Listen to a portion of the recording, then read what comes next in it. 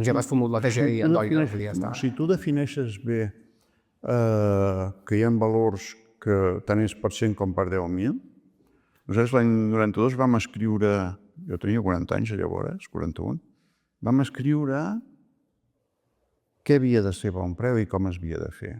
I els valors que tenim escrits ara, joc net, llarg termini, equip, no protagonismes personals, ja estan escrits de fa 40 anys, de fa 30 i escaig d'anys.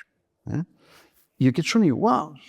I cada vegada que entra una persona bon preu li diem els nostres valors són aquests.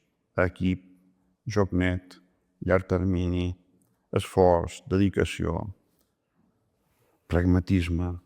En l'empresa hem de ser pragmàtics. Això fa 40 anys i val ara. Trust me, just get started.